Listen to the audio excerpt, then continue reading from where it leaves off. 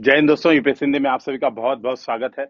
और जो आज हम लोग का डिस्कशन है वो जीएस पेपर 3 के इकोनॉमिक सेक्शन को लेके है। खासतौर पे जो हम लोग यूपी पीसीएस पर फोकस होते हैं और यूपी पीसीएस मेंस का अगर सिलेबस देखते हैं तो वहां पर इकोनॉमिक्स का सेक्शन क्यों महत्वपूर्ण है मेंस के लिए, अभी हम लोग उसकी चर्चा करेंगे।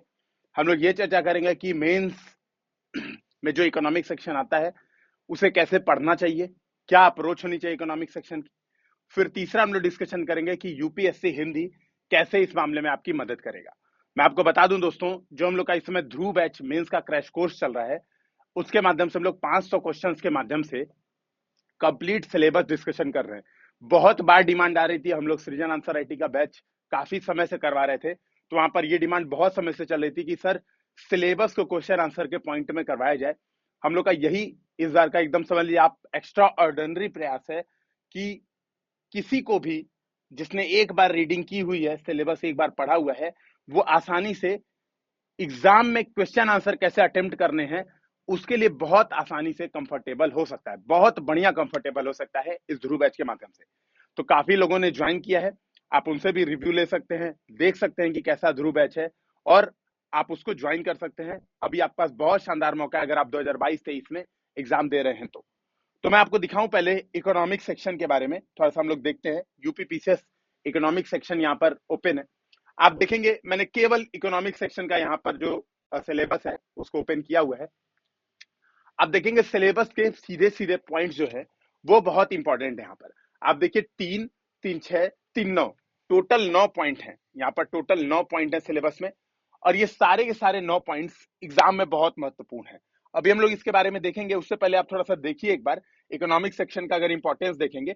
मुझे जो मतलब जैसा गूगल पे मिला पेपर, मैंने वही का वही उठा लिया सीधे, समय की कमी की वजह से, क्योंकि इस समय 4-5 घंटे हम लोग की वीडियो रिकॉर्डिंग में ही चले जा रहे हैं। तो जैसा मिला मैंने उठा लिया, बेसिकली आपको समझाना ही है। 2019 और 20 का अगर आप पेपर देखेंगे तो 2019 में एक बार देखिए, आप देखेंगे 3 क्वेश्चन है ना, फिर 2 5 क्वेश्चन और यहाँ पर टोटल कितने क्वेश्चन है आप इसको देखेंगे तो टोटल 10 क्वेश्चन आपको दिखते हैं, 5 और 5 10। तो आप देखिए 2020 के पेपर में, मैं थोड़ा सा जूम आउट कर दे रहा हूँ, 2020 के पेपर में 1 2 3 4 5 स्टार्टिंग के 5 क्वेश्चन इकोनॉमिक सेक्शन से सतत विकास लक्ष्यों को पूछा है, नीति आयोग के लक्ष्य पूछा है, भारतीय खाद्य प्रसंस्करण उद्योग पूछा है, उत्तर प्रदेश के लघु उद्योगों को पूछा है, भारत में कृषि उत्पादकता में कमी के कारण पूछा है। तो 5 क्वेश्चन स्टार्टिंग में पूछा है जो बेसिक है। इसका देखोगे आप 5 क्वेश्चन एडवांस पूछा है जो 12 नंबर के है। महिला रोजगार आय संपत्ति वितरण की असमानता और इसको जोड़ा है वैश्वीकरण के प्रभाव से। समझिएगा, अभी मैं इसी से डिस्कशन आगे बढ़ाऊंगा कि हमारा अप्रोच क्या है। ये चीज ध्यान में रखिएगा कि प्रश्न में वैश्वीकरण के प्रभाव से जोड़ने की बात कही गई है। फिर कल्याणकारी योजनाओं को सीधे सीधे पूछा, गरीबी असमानता करने में कम करने में चुनौतियां क्या है ये पूछा, गरीबी की रेखा पूछ रहा है, राष्ट्रीय विनिर्माण नीति पूछ रहा है। आप देखो ये क्वेश्चन पूछा है 2020 में 5 क्वेश्चन, ये टोटल टोटल हो गया 10 क्वेश्चन। तो आप देखिए पेपर में आते हैं जीएस पेपर 3 में 20 क्वेश्चन और 20 में से आप देखोगे 10 क्वेश्चन इकोनॉमिक्स का है। तो कितना ज्यादा इंपॉर्टेंट है इकोनॉमिक्स का सेक्शन, आप इस 2020 के पेपर से देख सकते हो। 19 का पेपर देखोगे 2019 का, तो क्या पूछा है, सीधे सीधे फिर से सतत विकास लक्ष्य, नीति आयोग के लक्ष्य, ठीक है, देखिए सीधे सीधे।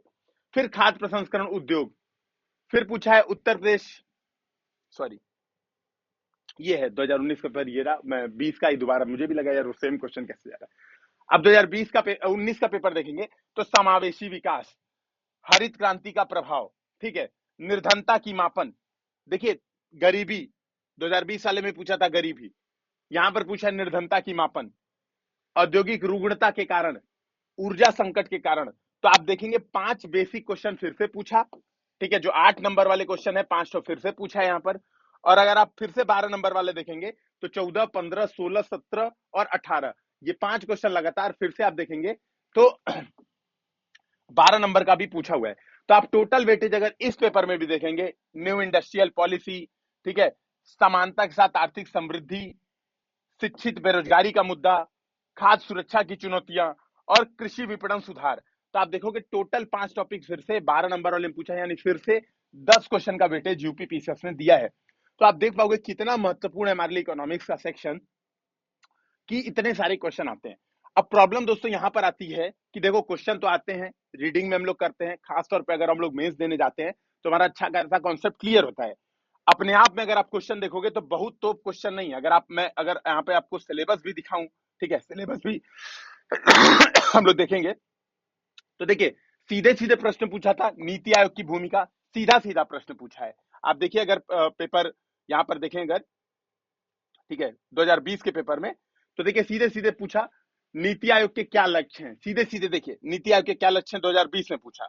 2019 में आप देखेंगे, ठीक है, यहाँ पर देखिए 2019 वाले में सीधे सीधे पूछा है समावेशी विकास से आप क्या समझते हैं, सीधे सीधे देखिए।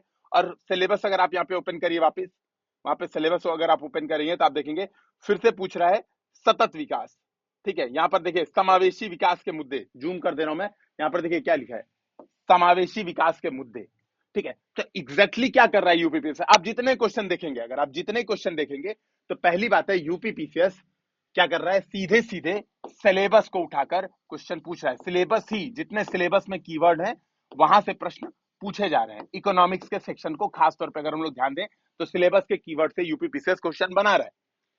यहां पर बात आती है अप्रोच की, क्योंकि मैंने अभी जैसे कि अभी आपसे बताया था कि प्री में आपने तैयारी अच्छी खासी की होती है, आपके कॉन्सेप्ट क्लियर होते हैं। जैसे समावेशी विकास के आपको पता है, ठीक है, आपको इस बात का पता है कि भैया समाज के अंतिम वर्ग तक विकास की पहुंच हो जाए, तो वही होता है समावेशी विकास।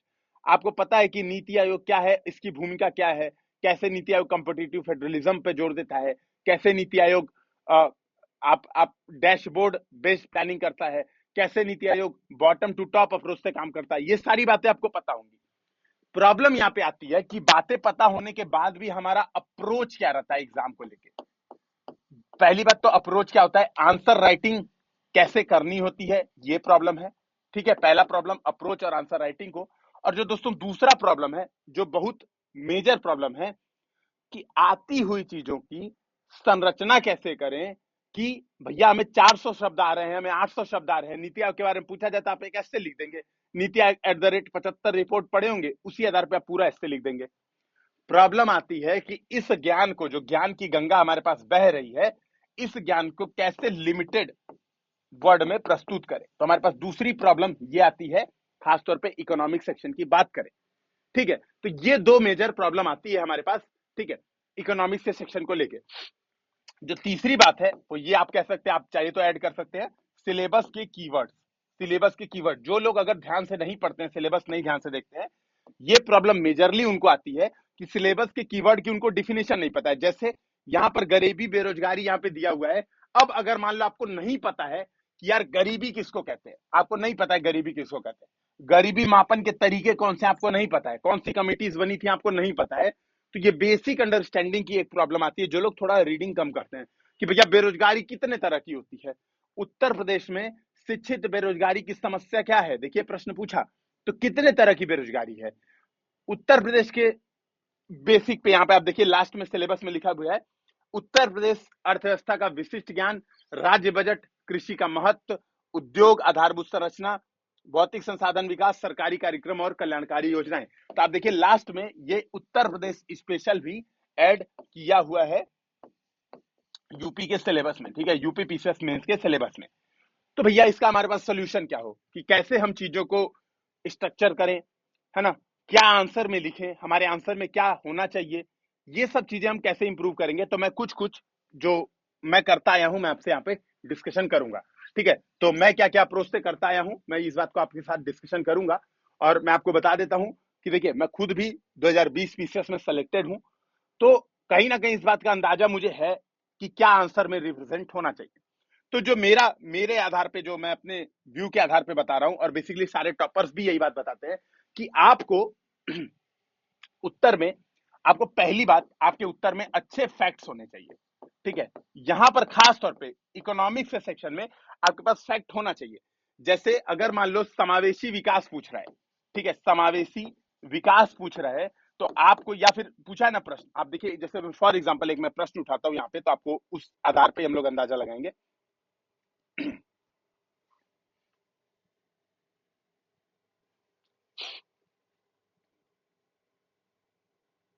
कोई भी रैंडम उठा लेते, भारत में गरीबी और असमानता को कम करने में क्या प्रमुख चुनौतियां, मान लो यही प्रश्न है, ठीक है, जो रैंडम मैंने भाई लास्ट प्रश्न था पहले सेक्शन का, तो इसी को देख लिया। बोला भारत, यहाँ पे नहीं दिख रहा होगा लेकिन अभी आप लोग मान लीजिए कि दिख रहा है, ठीक है, अब शायद दिखेगा, ठीक है। तो प्रश्न 13वां है, भारत में गरीबी असमानता को कम करने में प्रमुख चुनौतियां क्या हैं? तो यहां पर आपके पास फैक्ट होना चाहिए, अच्छे फैक्ट, कि भैया मल्टी डायमेंशनल पॉवर्टी इंडेक्स जो ग्लोबल है, उसके आधार पर भारत के इतने प्रतिशत लोग गरीब हैं। सीधी बात है, आपके पास फैक्ट होना चाहिए।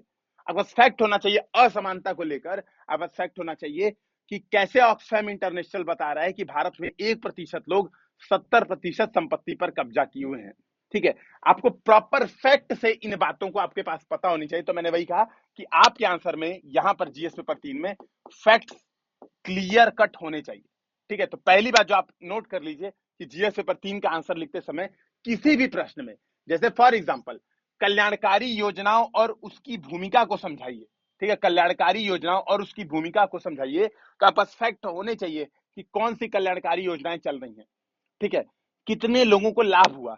भूमिका मतलब यही तो कि क्या भूमिका है, तो कितने लोगों को लाभ हुआ, कितने प्रतिशत जनसंख्या तक लाभ पहुंचा, या फिर कितने प्रतिशत वर्गों पर ये कल्याणकारी योजनाएं लक्षित हैं, कितनी कल्याणकारी योजनाएं सशक्तिकरण को बढ़ावा दे रही हैं और कितनी कल्याणकारी योजनाएं सब्सिडी को बढ़ावा दे रही हैं, ठीक है।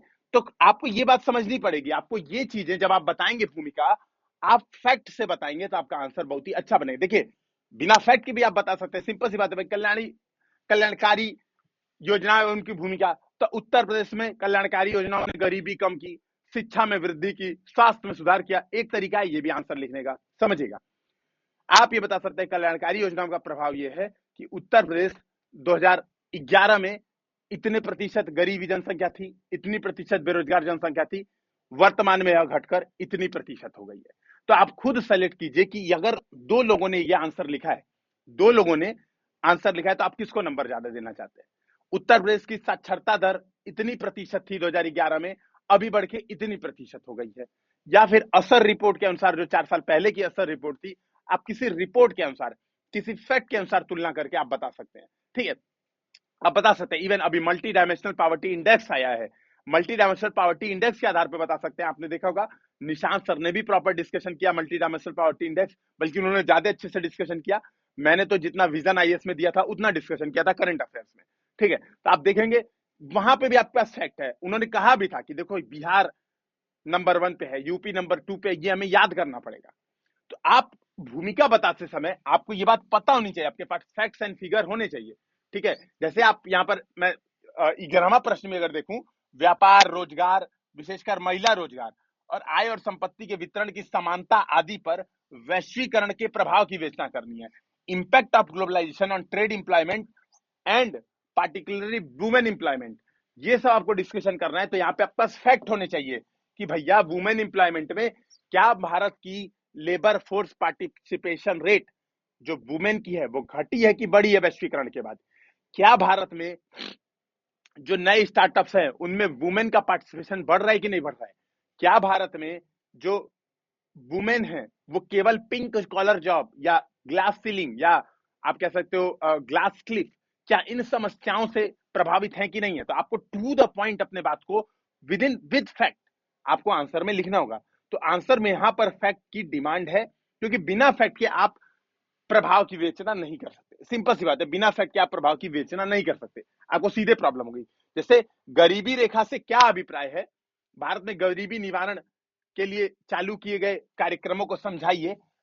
यहां पर अगर आपके पास फैक्ट नहीं है कि गरीबी निवारण के लिए कौन से कार्यक्रम चालू किए गए, गरीबी की रेखा का क्या मतलब है कि भैया गरीबी रेखा का कई अर्थ है, देश बाय देश ये अलग होता है कि आपने कैलोरी के बेसिस पे गरीबी रेखा निर्धारण की, आपने एक्सपेंडिचर व्यय के बेसिस पे गरीबी रेखा निर्धारण की, बहुत सारी समितियां बनी थी, अलग समिति, तेंदुलकर कमेटी, रंगराजन कमेटी, इन्होंने क्या क्या गरीबी रेखा के बारे में बताया है।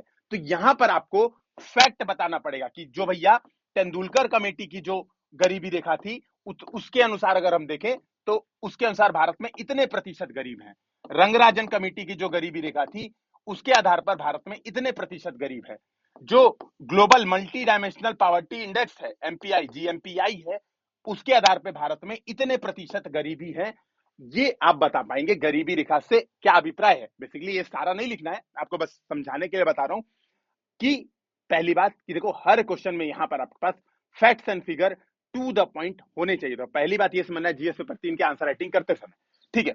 अब जैसे है ना, जैसे यहां पर अगला मैं पांचवा क्वेश्चन भी एक बार डिस्कस कर ही देता हूं भाई, 5 क्वेश्चन है, 5 के 5 देख लेते हैं हम लोग।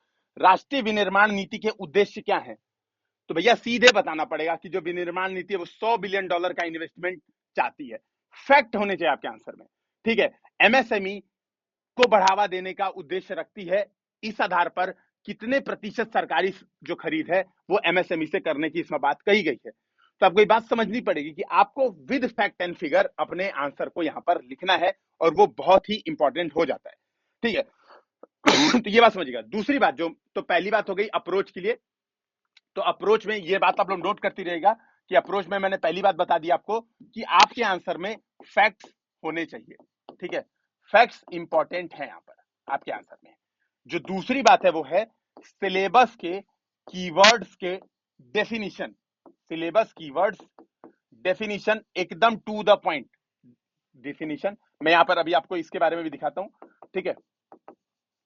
टू द पॉइंट आपके अंदर होनी चाहिए, ठीक है।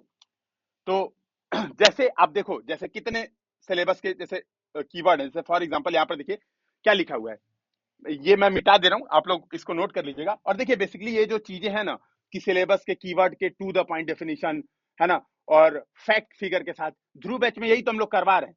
जो लोग जीएस पेपर 1 और 2 ध्रुव बैच के साथ कर चुके हैं, अब हम लोग 3 स्टार्ट कर ही रहे हैं वहां पे, इसीलिए बेसिकली ओरिएंटेशन क्लास ये जीएस पेपर 3 की। तो आप समझ पाएंगे कि कितना आसान हो गया होगा। 1 और 2 आप ध्रुव बैच के बाद करके अब थोड़ा एक बार एग्जाम का पेपर उठाइएगा, तो आपको समझ में आएगा कि वाकई में जिंदगी अब आसान लगेगी। आपको लगेगा कि हाँ भाई हम सिलेक्शन की तरफ एक कदम आगे बढ़ा रहे हैं। तो ये तो नो डाउट है कि ध्रुव बैच का मतलब जितने लोग ज्वाइन किए हैं, किसी को भी वहां पर कंटेंट के लेवल पर अभी तक एक भी कंप्लेंट नहीं आई है। एक दो कंप्लेंट केवल इस बात पे आती है कि सर लेक्चर आज का डिले हो गया, तो वो थोड़ा एयरटेल के इंटरनेट की प्रॉब्लम है, बजाय की, है ना। लेकिन फिर भी हम लोग उसके भी लिए हम लोग प्रॉपर प्रयासरत हैं कि भैया सारी व्यवस्था उसके लिए सुदृढ़ की जाए। तो जैसे फॉर एग्जांपल आप देखो यहाँ पर है भारत में भूमि सुधार, तो अब आपके पास भूमि सुधार की टू द पॉइंट डिफिनीशन होनी चाहिए। फॉर एग्जांपल मैं आपको दिखाता हूं, जैसे आप देखिए आपको ये काम करना पड़ेगा, है ना, ये काम करना पड़ेगा। जैसे आप देखो, जैसे मैंने नोट्स जो बनाया, ठीक है, जो मैंने नोट्स बनाया, मैंने क्या लिखा, भूमि सुधार का तात्पर्य स्वामित्व की रायदारी और भूमि के प्रबंधन के मौजूदा पैटर्न को बदलने के लिए किए गए संस्थागत उपायों से है, ठीक है। तो आप ये समझिए, है ना, किए गए संस्थागत उपाय से। तो आपको डिफिनीशन टू द पॉइंट, तो मान लो एग्जाम में कोई भी क्वेश्चन आता है भूमि सुधार से लेकर कि भैया स्वतंत्रता के बाद भारत में भूमि सुधार कितने प्रभावी रहे हैं, मान लो ये प्रश्न आता है एग्जाम में, तो आप इंट्रोडक्शन, सीधी बात है, इस बात को लिखेंगे और आपकी इंट्रोडक्शन जब आपने ये बात लिखी, ठीक है, तो पहली बात तो ये पता चलती है कि आपको सब्जेक्ट के प्रति अवधारणात्मक समझ बहुत अच्छी है। दूसरी बात, एक चीज जो हम लोग ध्यान नहीं देते हैं लेकिन बहुत जरूरी है, कि आपका क्या होता है, जब आप इंट्रोडक्शन टू द पॉइंट रटा रटाए लिख के आ जाते हो तो आपका समय बच जाता है। भैया प्रश्न पढ़ रहे हो, प्रश्न 1 मिनट समझ रहे हो, उससे आसान क्या हो जाता है कि आपका इंट्रोडक्शन दिमाग में सेट है, लिख के चले आए, तो बहुत आसान हो जाता है अगर आपने इंट्रोडक्शन इस तरह से तैयार किया है तो, ठीक है। तो सीधी बात है, मतलब हम लोग तो ये काम करवाएंगे, अभी मैं दिखाऊंगा अभी आप लोग को कि हम लोग ध्रुव बैच में क्या करने वाले हैं, इसके बारे में तो हम लोग अभी देखते रहेंगे। प्रॉपर मैं नोट्स वोट्स लेके आया हूं कि हम लोग ये सारी चीजें डिस्कशन करेंगे। तो आप देखिए सिलेबस की जो कीवर्ड्स है, जैसे फॉर एग्जांपल उदारीकरण का अर्थव्यवस्था पर प्रभाव, तो अब उदारीकरण का आपके पास टू द पॉइंट डिफिनीशन होनी चाहिए। भैया उदारीकरण का क्या मतलब है? मतलब है कि निजी क्षेत्र की भागीदारी में वृद्धि, है ना, ईज ऑफ डूइंग बिजनेस को बढ़ावा, जो भी आपके दिमाग में मतलब है।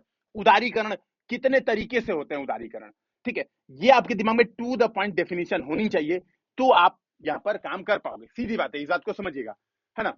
तो यहां पर आप देखेंगे औद्योगिक नीति में परिवर्तन, औद्योगिक नीति में परिवर्तन, तो क्या है भैया परिवर्तन औद्योगिक नीति में? तो सिलेबस के जो कीवर्ड हैं इसके बारे में आपको समझ एकदम क्लियर कट होनी चाहिए। जैसे आप देखिए प्रौद्योगिकी मिशन है, टेक्नोलॉजिकल मिशन ऑन एग्रीकल्चर, तो आप देखिए प्रौद्योगिकी मिशन है, सीधे सीधे आपके पास डेफिनेशन होनी चाहिए कि भैया प्रौद्योगिकी मिशन का क्या मतलब है, ठीक है, सीधे सीधे। ऊपर गरीबी बेरोजगारी, मैंने इस बात को डिस्कशन किया ही कि गरीबी बेरोजगारी इसका मतलब क्या है। सरकारी बजट, अब सरकारी बजट कितने तरीके का होता है, एक्सपेंडिचर, है ना, जीरो बजट, ठीक है, आउटकम बजट, जेंडर बजट, तो इन सब के बारे में आपको बेसिक जानकारी टू द पॉइंट होनी चाहिए, आपके नोट्स में टू द पॉइंट होनी चाहिए। तो ठीक है, तो ये हमारा दूसरा पॉइंट हो जाएगा कि सिलेबस के कीवर्ड के टू द पॉइंट आपके पास नोट्स होने चाहिए। फॉर एग्जांपल मैं आपको एक बार नोट्स दिखाता हूं अपने, इस तरह से आप भी चाहें तो नोट्स बना सकते हैं, ठीक है। और हम लोग ने ये वाले नोट्स ओपन रखे हैं, मतलब ओपन शेयर है, आप चाहे थ्रू पे ज्वाइन करते हैं नहीं करते हैं वो आपकी मर्जी। ये नोट्स ऑलरेडी हम लोग का जो टेलीग्राम चैनल है, मैं यहाँ पर नोट कर देता हूँ, यूपीएससी हिंदी। देखो हम लोग के साथ अच्छी बात ये है, यूपीएससी हिंदी फॉर सीएस, यहाँ पे 4 CS है, ध्यान रखिए 4 CS है।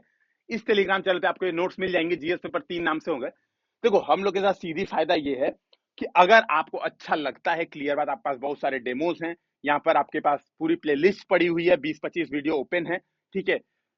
कॉस्ट भी इतनी कम रखी गई है कि अगर आपको अच्छा लगता है तो ही आप ज्वाइन करिए, नहीं तो कोई सीधी बात है आप पहले देख लीजिए कि क्या है, तभी आप ज्वाइन करिए।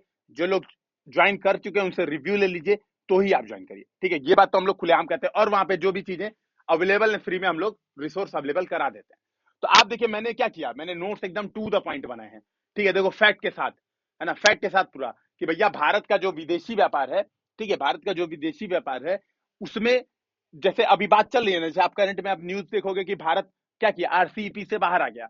तो प्रश्न कैसा बन सकता है, प्रश्न बन सकता है कि भारत आरसीईपी से क्यों बाहर आया, इसका भारत के विदेशी व्यापार पे क्या निहितार्थ हो सकता है।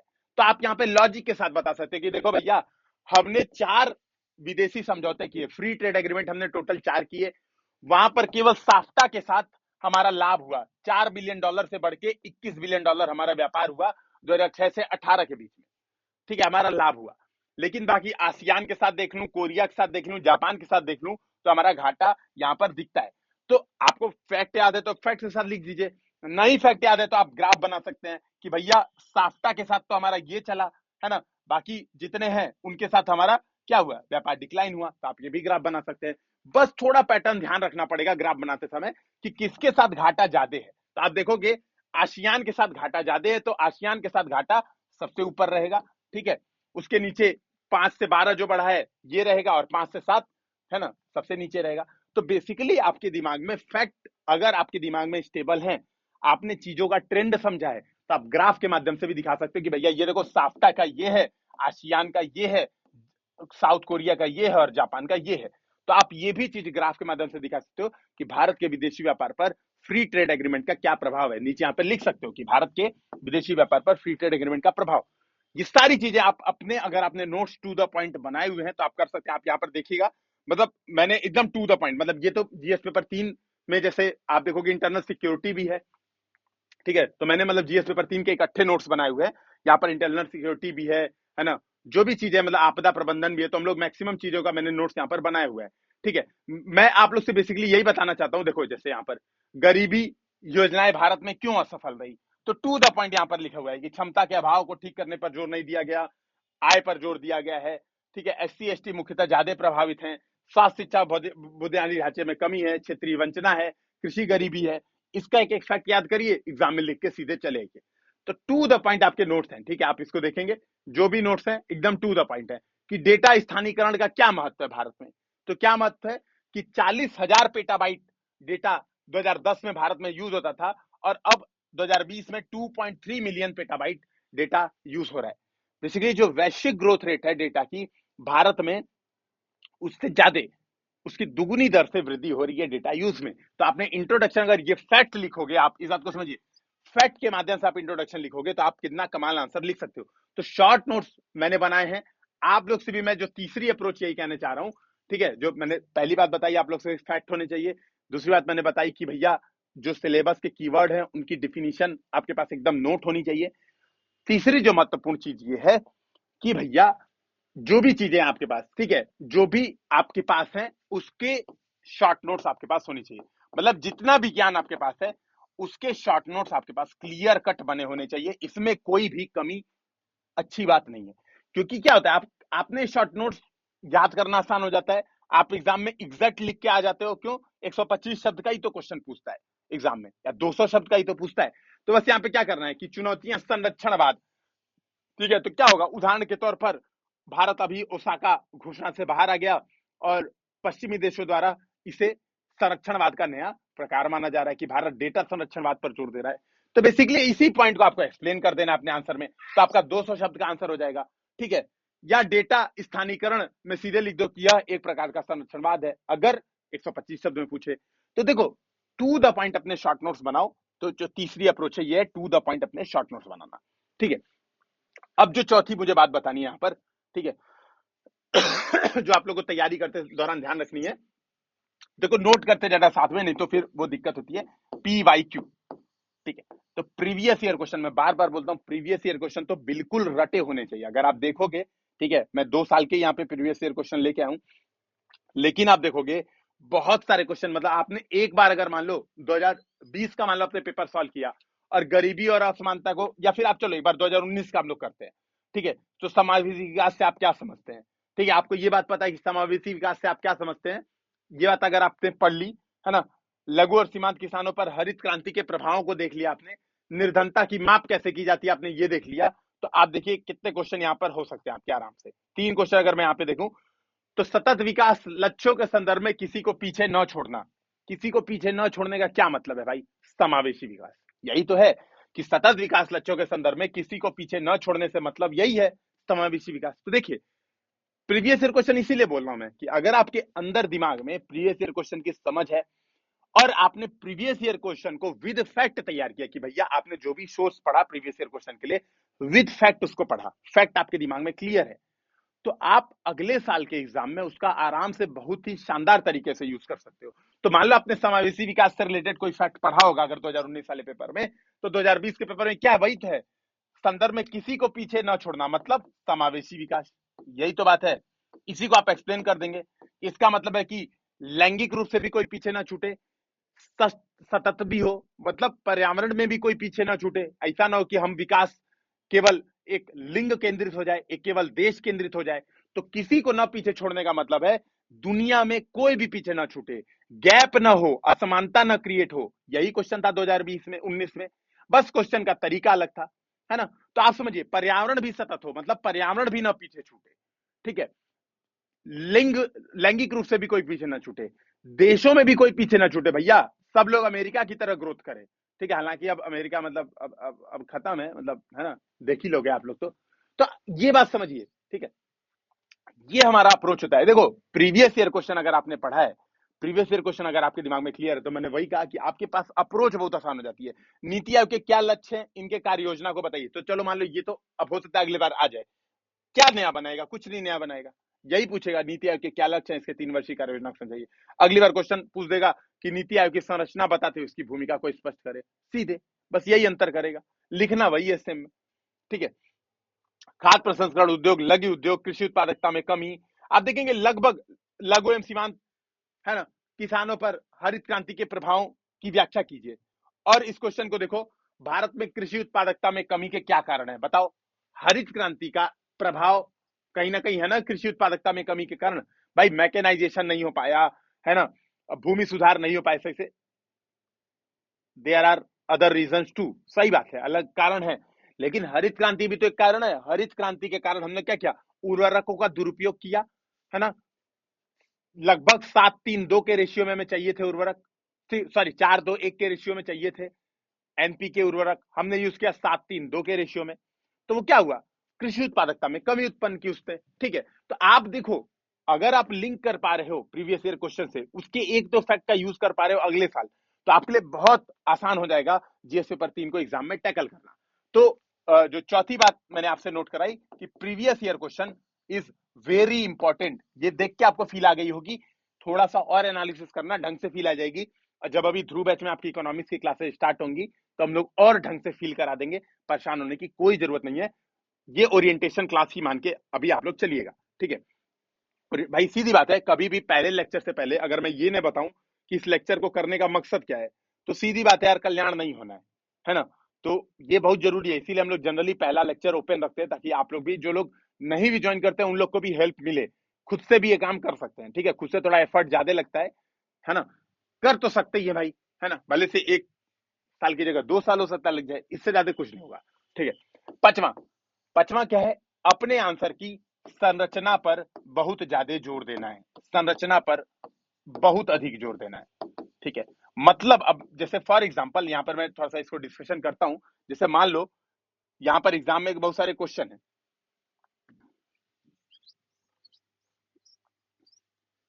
जैसे भारतीय खाद्य प्रसंस्करण उद्योग विकसित देशों की गति के साथ नहीं बढ़ा है, इसकी व्याख्या कीजिए। अब आप यहां पर आपका फैक्ट होगा, मान लो कि खाद्य प्रसंस्करण उद्योग जैसे चाइना में जो भी इंपोर्ट करते हैं उसका 13-14% प्रसंस्कृत खाद्य होता है। भारत में जितना इंपोर्ट करते हैं उसका 1 से 2% ही प्रसंस्कृत खाद्य होता है। या अमेरिका में देखें तो अमेरिका में लगभग 30 से 40% जो इंपोर्ट होता है वो प्रसंस्कृत मतलब प्रोसेस्ड फूड होता है। भारत में बहुत कम होता है। तो आप इस बात को समझिए, या भारत में जो टोटल प्रोडक्शन है, सीधी बात मतलब ज्यादा अच्छा फैक्ट है कि टोटल प्रोडक्शन का केवल और केवल 2% ही क्या होता है, प्रोसेस्ड होता है मतलब प्रसंस्कृत होता है। जबकि यूएसए, न्यूजीलैंड जैसे देश है यहाँ पर यह रेशियो, यह अनुपात 30% से अधिक है। तो सीधी बात है, हमारा भैया विकसित देशों की गति के साथ नहीं बढ़ा है। सबसे इंपॉर्टेंट, क्लियर है ना, सबसे इंपॉर्टेंट बात, ये बात तो क्लियर हो गई।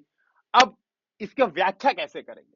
अब व्याख्या करने में आता है रैंडम लिखें कि पहला कारण है भारत में गरीबी, दूसरा कारण है भारत में स्किल्ड लेबर फोर्स का अभाव, तीसरा कारण है कि भारत में क्षेत्रीय असमानता बहुत ज्यादा विद्यमान है ना, चौथा कारण है कि राजनीतिक जो सुदृढ़ता है भारत में वो नहीं रही, और है ना मोदी जी ने मेगा फूड पार्क में कुछ काम नहीं किया, इस कारण से भारत में जो है विकसित गति के साथ नहीं बढ़ा। या तो आप ऐसे रैंडम लिखिए, या फिर आप एक संरचना लिख सकते हैं कि भैया 5M फैक्टर। जीएस पेपर 1 वाले मैंने बताया था क्लियर कि भैया किसी भी उद्योग को स्थापित करने के लिए 5M फैक्टर होते हैं। तो बताओ भारत में क्यों नहीं विकसित देशों की गति के साथ बढ़ा? क्यों? क्योंकि जो मैन पावर है भारत में स्किल्ड नहीं है। पहला पॉइंट आपने बताया, बोला 4% ही मैन पावर स्किल्ड है, जबकि जापान में देखिए, यूएसए में देखिए तो ग्रेटर देन मतलब जापान में तो ग्रेटर देन 70% है, यूएसए में भी ग्रेटर देन 50% जो मैन पावर है वो स्किल्ड फोर्स में आता है। इसलिए बता, मनी, ठीक है, निवेश, वित्त, है ना, स्केलिंग बहुत ही खराब है। मटेरियल, रॉ मटेरियल की उपलब्धता भारत में नहीं है। तो 3M क्या हो गया? रॉ मटेरियल की उपलब्धता, ठीक है। मैनेजमेंट, मार्केट, तो मार्केट में क्या कि भारत में अभी जाके मध्यम वर्ग उदित हो रहा है, जिससे डिमांड भी तो क्रिएट होनी चाहिए ना भाई भारत में। इन बातों को आपने बताया। अगर आप 5M फैक्टर यूज करते हो तो आप देखो संरचना आपकी कितनी अच्छी हो जाती है। देखो एक बात समझिएगा, हो सकता है कि आपके पास एक दो बहुत अच्छे पॉइंट रहे हो कि जैसे फॉर एग्जांपल भारत निर्यात नहीं कर पाता है ना, हालांकि वो भी 5M में कवर हो जाएगा। निर्यात नहीं कर पाने का क्या मतलब है कि मार्केट उपलब्धता नहीं हो पाया, मार्केटिंग नहीं कर पाते हम लोग प्रोसेस फूड की, है ना। तो पॉइंट तो सारे कवर होते हैं 5M में। लेकिन मान लो हो सकता है कि आपके दिमाग में ये मिस कर जाए एग्जाम में आंसर राइटिंग करते समय, फिर भी ये अप्रोच से आपका 5M कवर होगा। 5 बिंदु फैक्ट के साथ लिखोगे, कोई माई का लाल आपके नंबर नहीं काट सकता। एक दो पॉइंट छूट जाएंगे, कोई फर्क एग्जाम में नहीं पड़ता है। आप सारे पॉइंट्स लिख भी नहीं सकते, ये रियलिटी समझिए। तो आप बहुत आसानी से ये काम कर सकते हो, ठीक है, बहुत आसानी से काम कर सकते हो। तो मैंने बताया। तो पांचवी बात क्या हो गई? ठीक है, तो पांचवी बात क्या मैंने बता दिया कि संरचनात्मक आपको सुदृढ़ता पर यहाँ पे जोर देनी चाहिए। जैसे कृषि उत्पादकता में कमी की क्या कारण है?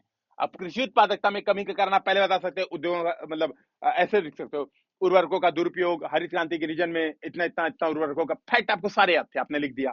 फिर आपने दूसरा लिखा कि मैकेनाइजेशन का अभाव है, भारत में इतने प्रतिशत खेत ही जो है मैकेनाइजेशन है। फिर आपने बताया कि मार्केट नहीं मिल पाता है। फिर आप बता दोगे कि मोनोकल्चर है, या तो आप ये लिख रहे हो, या फिर आप सीधे सीधे क्या कर रहे हो, जो मैंने आपको ये भी डिस्कशन किया था मैंने, कृषि वाले किसी भी प्रश्न में आप फॉरवर्ड लिंकेज और बैकवर्ड लिंकेज आप बता सकते हो। आप बता सकते हो बैकवर्ड लिंकेज से क्या प्रॉब्लम हो रही है कृषि उत्पादकता की कमी के कारण, मतलब क्यों कम हो रहा है, जिस पेपर 1 में सारा चीजें डिस्कशन किया है, ठीक है। जो छठवां पॉइंट है इसी से संबंधित भी है, इसीलिए अभी मैं अभी से बता दे रहा हूँ ताकि आप लोगों को क्लियर हो जाए। ये सारी बातें डिस्कशन की है मैंने। और फॉरवर्ड लिंकेज में क्या क्या प्रॉब्लम है कि मार्केट सही से नहीं है। तो उत्पादकता बेसिकली आप कैसे नापते हो? या तो आप प्रोडक्शन पे उत्पादकता नापो कि कितना उत्पादन हुआ, या फिर आप क्या कर सकते हो, कॉस्ट पे उत्पादन नाप सकते हो, उत्पादकता नाप सकते हो कि भैया पिछले साल फायदा ज्यादा कमाए थे, इस बार कमाई घट गई, तो ये भी एक तरह का उत्पादकता नापन हुआ। और दूसरा तरीका क्या उत्पादकता नापने का कि पिछले साल इस क्षेत्र में गेहूं इतना प्रोड्यूस हुआ था, इस साल घट गया। तो दोनों तरीके हैं उत्पादकता नापने के। तो आप यहाँ पे बता सकते हो कि मार्केटिंग अभाव है, वैल्यू एडिशन नहीं होता है। तो ये सब भी क्या करते हैं उत्पादकता को कमी करने पर जो देती हैं। ठीक है, बेसिकली भाई यहाँ पर आपने क्या बता दिया, एग्रीकल्चर के लेबर पर सिंचाई सुविधाएं, है ना, मैकेनाइजेशन, ये सब पॉइंट आपके यहाँ पर आ जाएंगे। तो फॉरवर्ड बैकवर्ड लिंक से आपका आंसर स्ट्रक्चर्ड हो जाएगा, ये बात समझिए। यहां पर जो जीएस पेपर 3 के इकोनॉमिक सेक्शन में, इवन ये पूरे जीएस पेपर 3 में ही बहुत इंपॉर्टेंट चीजें हैं कि भैया जीएस पेपर 3 अपने आप में जीएस पेपर 1 से लिंकेज है। 1 और 3 आर मतलब एकदम भाई भाई, 2 और 4 आर बहन बहन। ठीक है, तो 1 और 3 भाई भाई, 2 और 4 बहन बहन। बहुत बड़ा दोनों में संबंध है, अंतर संबंध मतलब एकदम घनिष्ठता से जुड़े हुए हैं। पेपर 1 का सिलेबस देखिए, आपको क्या लिखेगा, औद्योगिकरण, है ना, या फिर उद्योगों के स्थापना के कारण। पेपर 3 में क्या है, खाद्य प्रसंस्करण उद्योग। वही पूछा भी कि क्यों भारत में गति नहीं बढ़ी, तो अगर हम ये देख पाएंगे कि उद्योगों के स्थापना के कारण क्या होते हैं, तो गति क्यों नहीं विकसित देशों के साथ बढ़ पाई, हम आराम से लिंक कर लेंगे। ठीक है, पेपर 1 के सिलेबस में क्या है, जीएस पेपर 1 के सिलेबस में भूकंप, सुनामी, ये सब। पेपर 3 के सिलेबस में क्या है, आपदा प्रबंधन। वही तो, भूकंप और सुनामी क्या है भैया, आपदा है। तो पेपर 1 में हम कारण देख रहे हैं, आपदा क्यों आई, और पेपर 3 में उसका मैनेजमेंट कर रहे हैं, केवल यही अंतर है। ठीक है, पेपर 1 में वैश्वीकरण का समाज पे प्रभाव है ना, सिलेबस में देखिए एक बार सिलेबस कि वैश्वीकरण का प्रभाव है कि नहीं, वैश्वीकरण के मुद्दे उत्पन्न है कि नहीं। और पेपर 3 में क्या है, पेपर 3 में क्वेश्चन अभी आपके सामने दिखा कि पूछा है वैश्वीकरण का प्रभाव, अभी देखिए आपके सामने क्वेश्चन पूछा, समानता, विस्तरण, इन सब पर वैश्वीकरण का क्या प्रभाव पड़ा। तो पेपर 1 और 3 मतलब एकदम समझिए भाई बहन है, एकदम भाई बहन है। गरीबी असमानता पेपर 1 की सोसाइटी में है, सीधी बात है, पेपर 1 की सोसाइटी में, और जीएस पेपर 3 की इकोनॉमिक डेवलपमेंट भी है, इकोनॉमिक प्लानिंग में भी है। तो जब आप पेपर 1 का आंसर लिखते हैं तो पेपर 3 के फैक्ट्स यूज करते हैं, पेपर 3 का लिखते हैं तो पेपर 1 के फैक्ट्स यूज करते हैं। तो पहली तो फैक्ट के बेसिस पे बात हो गई, और डेफिनेशन कॉन्सेप्ट के बेसिस पे बात हो गई।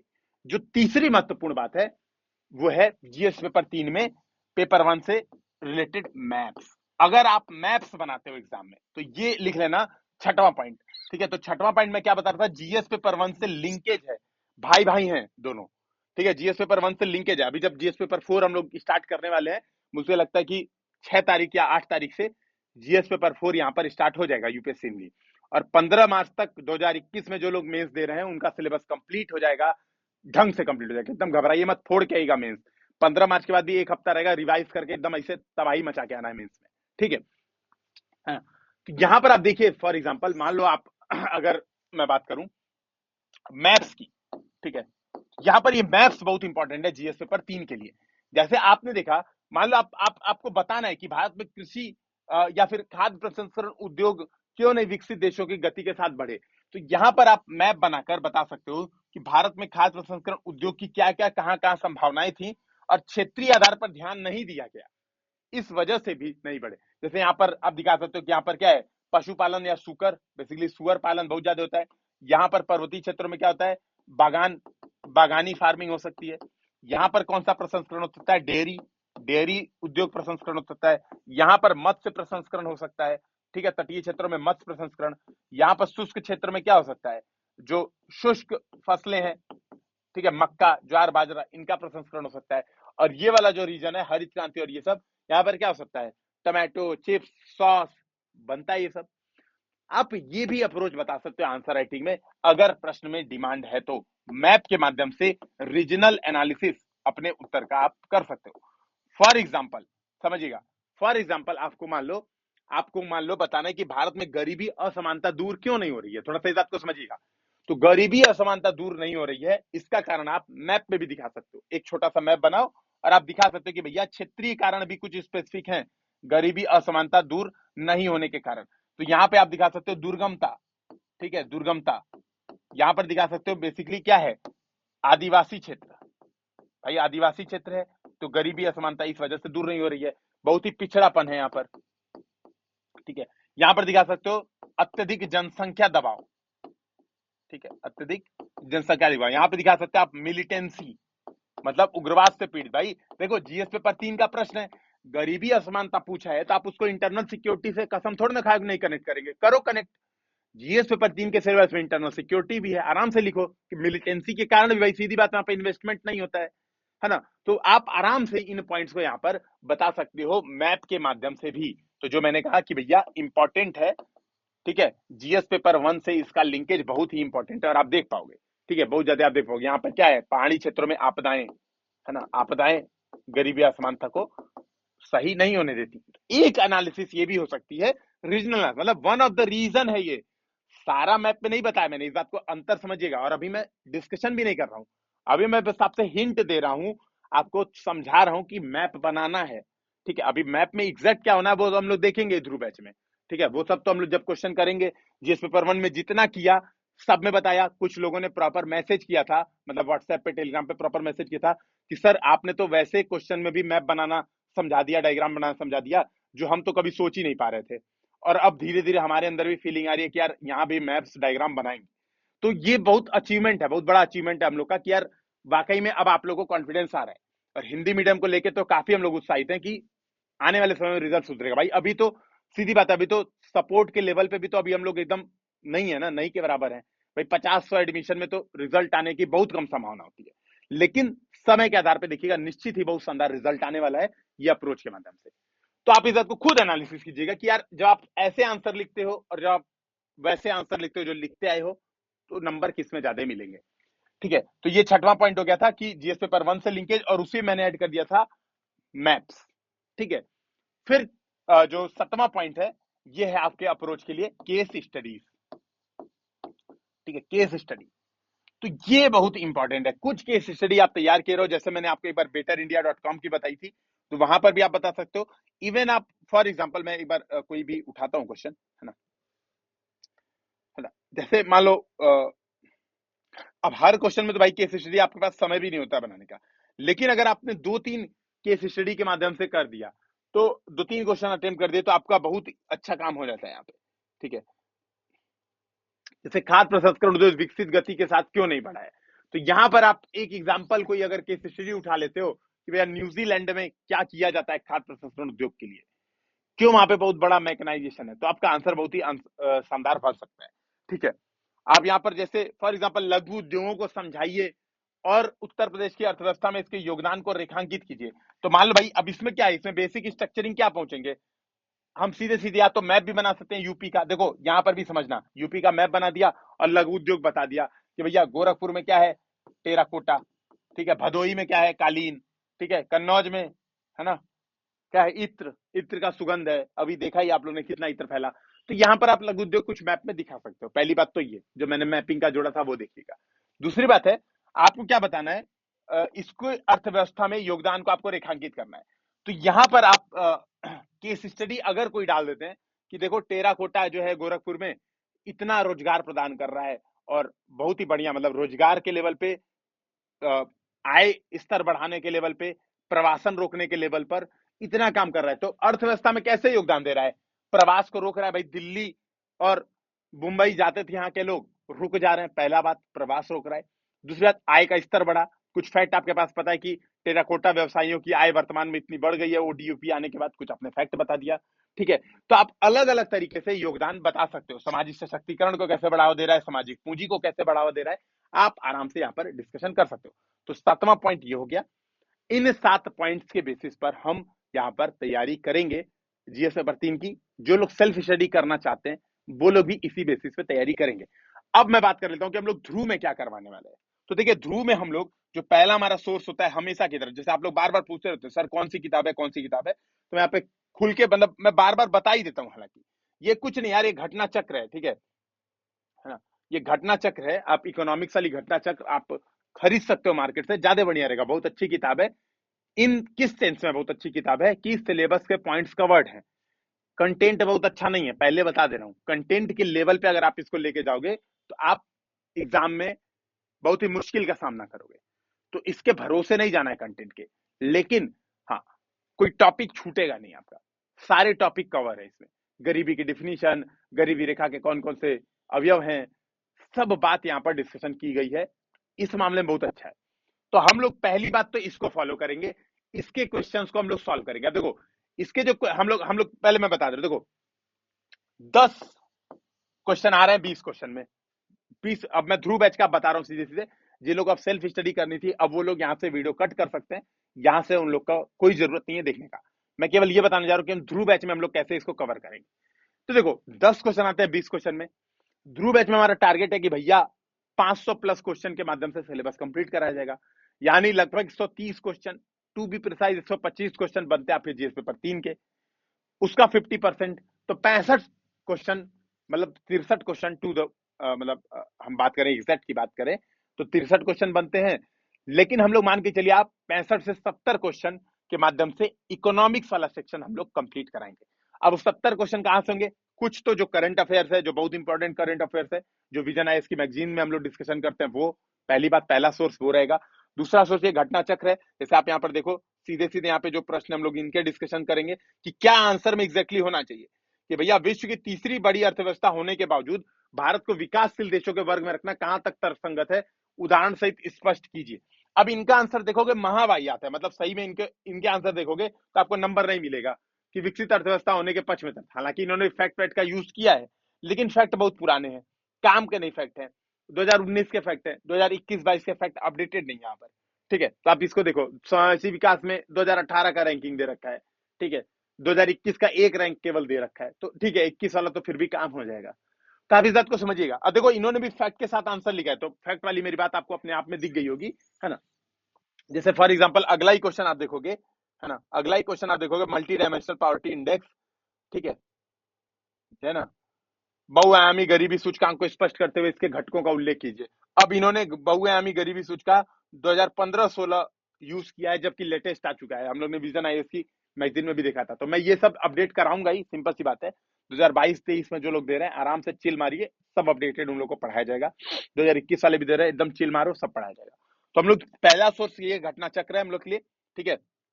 इनके जो इंपॉर्टेंट क्वेश्चन है, भाई सारे क्वेश्चन सब भर रही है, मैं पहले बता दे रहा हूँ। ध्रुव बैच का मतलब ये है आपकी एटलीस्ट एक बार रीडिंग सिलेबस की होनी चाहिए। बिना सिलेबस रीड किए आओगे तो थोड़ा डिफिकल्टी फील होगा, मतलब नो डाउट डिफिकल्ट फील होगा, ठीक है। तो आपकी basic reading, basic understanding syllabus को लेके होनी चाहिए, ये रिक्वायरमेंट है ध्रुव बैच की, ठीक है। तो हम लोग सारे क्वेश्चन ही डिस्कशन करेंगे, सिलेक्टेड हम लोग 65-70 क्वेश्चन डिस्कशन करेंगे। पहला सोर्स ये हो गया, दूसरा सोर्स हो गया विजन आईएएस की मैगजीन, जो करंट अफेयर्स की मंथली मैगजीन थी, और तीसरा हो गया ये मेरे शॉर्ट नोट्स। तो इसमें जो मैंने इंपॉर्टेंट पॉइंट है उसको ऐसे, मतलब जो इंपॉर्टेंट क्वेश्चन है तो वो मैंने ऐसे मार्क कर रखे हैं, आप देखो, है ना। जैसे यूरिया, तो यूरिया का कितना प्रोडक्शन हुआ, कितना सब्सिडी जाती है, क्या प्रॉब्लम है यूरिया लेकर, इसको क्वेश्चन आंसर फॉर्मेट के माध्यम से हम लोग यहाँ पर करवाएंगे, ठीक है। तो बेसिकली हम लोग 3 सोर्स यूज करेंगे, सिलेबस हर पॉइंट आपका कवर होगा, एकदम घबराने की जरूरत नहीं है। जीएस पेपर 1-2 जो लोग किए थे उन लोगों को पता ही होगा। एक चीज मैं और बोलूंगा, जो लोग केवल और केवल जीएस पेपर 3 का कोर्स ज्वाइन किए थे उनसे मैं सजेस्ट करूंगा, भाई मैं सजेशन ही दे सकता हूँ, पेपर 1 भी ज्वाइन कीजिए, मजबूरी है, क्योंकि 1 और 3 वेरी वेल कनेक्टेड, मैंने कहा भाई भाई हैं। 2 और 4 भाई, अब गवर्नेंस के बिना एथिक्स आप कर ही नहीं सकते, भाई भाई हैं। सेकेंड एआरसी गवर्नेंस में भी आती है, सेकेंड एआरसी बनी ही थी गवर्नेंस में, और उसका एक टॉपिक था एथिक्स इन गवर्नेंस, ठीक है। सेकेंड एआरसी की जो चौथी रिपोर्ट है एथिक्स इन गवर्नेंस थी। तो पेपर 2 और 4 बहुत ही गुत्थम गुत्था है, 1 और 3 बहुत ही गुत्थम गुत्था है, इवन 1, 2, 3, 4 भी आपस में गुत्थम गुत्था है, कनेक्टेड है। लेकिन सीधी बात है कि 1 और 3 बहुत ज्यादा, मतलब आप कह सकते हो सही से रिलेशनशिप में है। तो आपको, मतलब मैं यही कहूंगा कि यार जो लोग ने केवल 3 ज्वाइन किया था, केवल 1 ज्वाइन किया था, मैं सजेस्ट करूंगा, अगर अच्छा लगा हो तो पैसे खर्च करने में कोई गुनाह नहीं है भाई, है ना। गलत चीजों में पैसा खर्च करना हमें बहुत आसानी से तुरंत खर्चा कर देते हैं, लेकिन सही चीजों में जहां पे हमारा फायदा होने वाला है, जो हमारा सिलेक्शन कराने वाला, वहां पे खर्चा कीजिए आराम से बिंदास, और देखिए इसका फायदा उठाइए, ठीक है। कोई भी डाउट हो पेपर 3 के लिए तो आप हमारे टेलीग्राम चैनल के डिस्कशन ग्रुप, मैं टेलीग्राम चैनल फिर से यहाँ पे लिख देता हूँ, यूपीएससी हिंदी HINDI 4CS, यहां पर आप टेलीग्राम चैनल ज्वाइन कीजिए, इसके डिस्कशन ग्रुप में अपने प्रॉब्लम्स मेंशन कीजिए, जल्द से जल्द वहां पे निशांत सर अवेलेबल रहते हैं, आपको रिप्लाई वहां पर करेंगे। फिर हम लोग मिलते हैं नेक्स्ट वीडियो में, तब तक के लिए जय हिंद जय भारत। जो लोग ध्रुव बैच में ज्वाइन है अब उन्हीं के लिए केवल वीडियो यहाँ पर आएंगे, ठीक है, और उन लोग को हम लोग अब सिलेबस अगले वीडियो से स्टार्ट करेंगे। जय